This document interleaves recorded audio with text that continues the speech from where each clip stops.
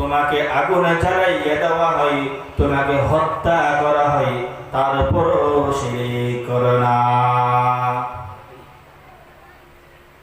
হযরত আসিয়া আলাইহিস সালাতু ওয়াস সালাম কুরআনের মধ্যে আসছে, ইয ক্বালাত রাব্বি ইবনি লি ইনদাকা বাইতান ফিল জান্নাহ ওয়া নাজ্জিনি মিন ফিরআউনা ওয়া আমালিহি ওয়া নাজ্জিনি মিনাল কওমিজ যালিমিন। আসিয়া আলাইহিস সালাতু ওয়াস সালাম জান্নাতের মধ্যে আমার নবীর সঙ্গে বিবাহ হবে। সুবহানাল্লাহ। জান্নাতের সরদারিনী হবে, আমার নবীর সঙ্গে শাদী হবে।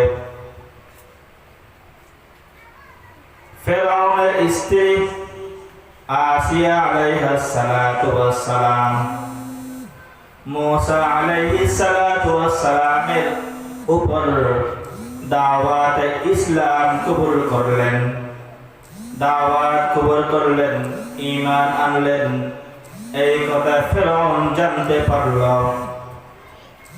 জানতে পারার পর নিষ্ঠুর ফিরআউন আসিয়া আলাইহিস সালাতু ওয়াস সালামকে বলল, এই আসিয়া, তুমি তো আমার স্ত্রী, তুমি আমার স্ত্রী, আমার কথা অমান্য করে মুসার উপর কেন ঈমান আনলা?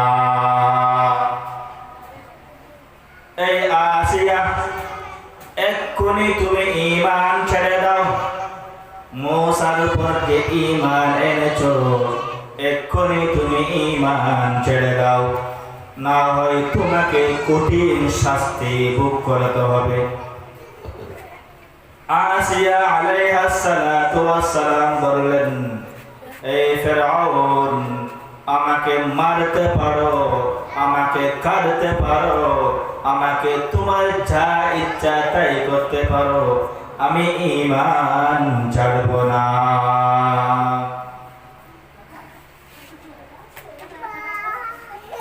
ফিরআউন কি করলো? হযরত আসিয়া আলাইহিস সালাতু ওয়াস সালামকে কি করলো?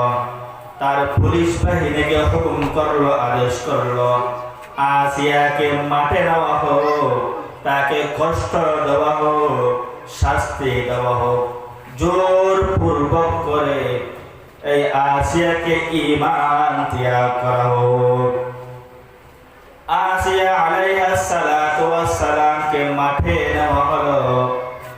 আসিয়াকে বলা হলো, এ আসিয়া, তুমি ঈমান ছেড়ে দাও, তুমি ঈমান ছেড়ে দাও, না হয় তোমাকে এই রাজপ্রাসাদ থেকে বাহির করে দেওয়া হবে।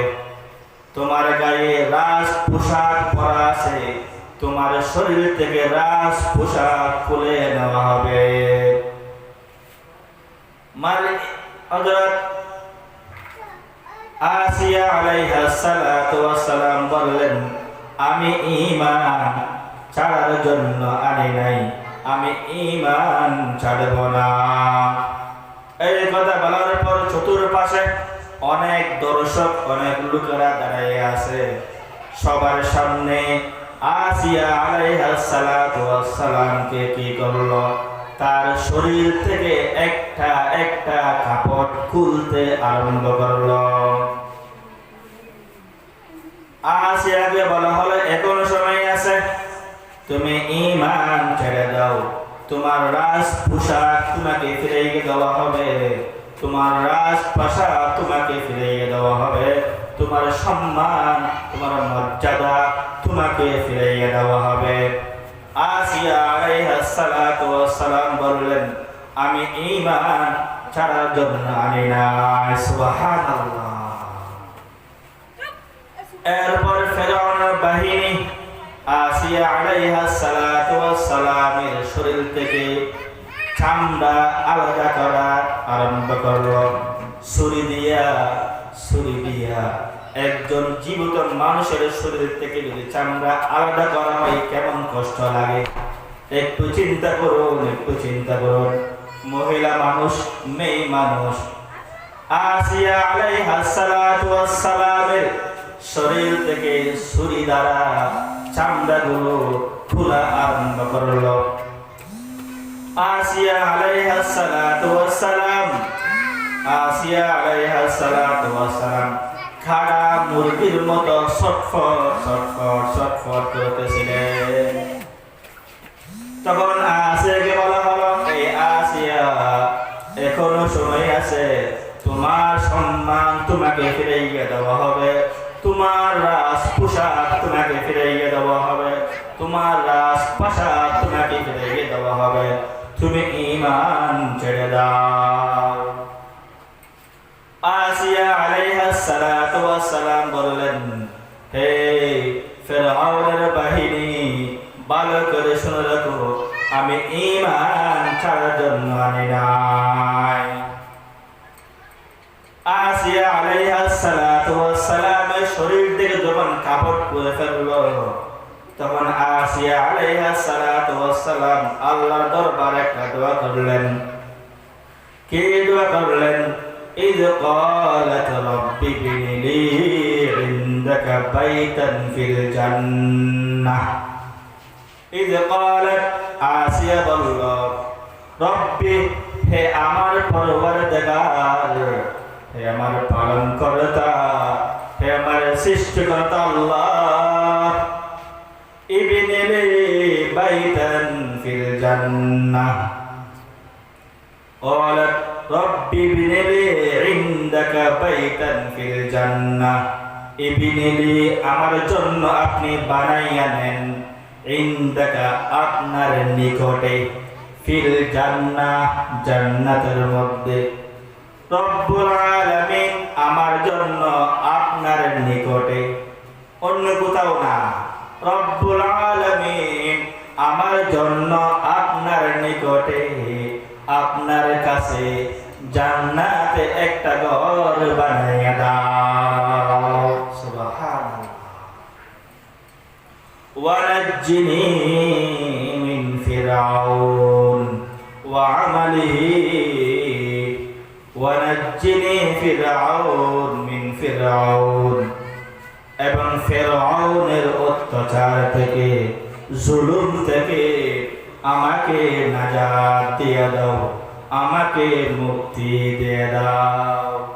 এই দোয়া করার সাথে সাথে আল্লাহ রাব্বুল আলামিন মারইয়াম হযরত আসিয়া আলাইহিস সালাতু ওয়াস সালামের প্রাণটা নিয়ে যায়। রাসূল বলেছিলেন, ওয়া ইন কুতিলতা, যদিও তোমাকে হত্যা করা হয়, আও হুররিকতা, তোমাকে জ্বালাইয়া দেওয়া হয়, তারপরও তুমি শিরক করো না। আমরা তো শিরিক কথায় কথায় শিরিক করি, আমরা কথায় কথায় শিরিক করি, আমরা জানি না এটা শিরিক হচ্ছে। অনেকে বলে না, এই যে আমি আমার সন্তানের মাথা ছুঁয়ে বলতেছি, এটা শিরিক। গাড়ির পিছনে একটা স্যান্ডেল দেওয়া হয় নজর না পড়ার জন্য, এটা শিরিক। মাটি ছুঁয়ে বলা হয়, এটা শিরিক। গণকের কাছে গিয়া নিজের ভবিষ্যতের ভাগ্য জিজ্ঞাসা করা হয়, এটা শিরিক। রাসূল বললেন, যারা গণকের কাছে যাবে, গণক থেকে তার ভবিষ্যতের কথা জিজ্ঞেস করবে, ওইটি আমল করুক বা না করুক, বিশ্বাস করুক বা না করুক, এরপর থেকে তার 40 দিনের নামাজ কবুল হবে না। নাউযুবিল্লাহ। কোন গণকের কাছে যাবেন না, তাদের কথা বিশ্বাস করবেন না, ঈমান চলে যাবে। এই জন্য রাসূল বললেন, তোমাকে যদি জ্বালাইয়ে দেওয়া হয় তারপরও তুমি শিরিক করো না, হত্যা করা হয় তারপরও শিরিক করো না। কারণ শিরিকের গুনাহ মাথায় নিয়ে যদি মৃত্যু হয়, জাহান্নাম ছাড়া উপায় না। আল্লাহ সব গুনাহ মাফ করবেন, শিরিক আল্লাহ রাব্বুল আলামিন কখনো মাফ করবেন না। মাজারে গিয়া সন্তান খুঁজে, এটা শিরিক। দরগায় গিয়া সন্তান খুঁজে, এটা শিরিক। বাবার কাছে সন্তান চায়, এটা শিরিক। বাবার কাছে অসুস্থ থেকে রোগ মুক্ত হওয়ার জন্য দোয়া করে, এটা শিরিক। এই জন্য শিরিক করা যাবে না। 10টা থেকে একটা বললাম। 2 নম্বর, ওয়ালা তাতরুকান্না সালাতান মাকতুবাতান মুতাআম্মিদান ফাইন্না মান তারাকা সালাতান মাকতুবাতান মুতাআম্মিদান ফাকাদ বারিয়াত মিনহু জিম্মাতুল্লাহ।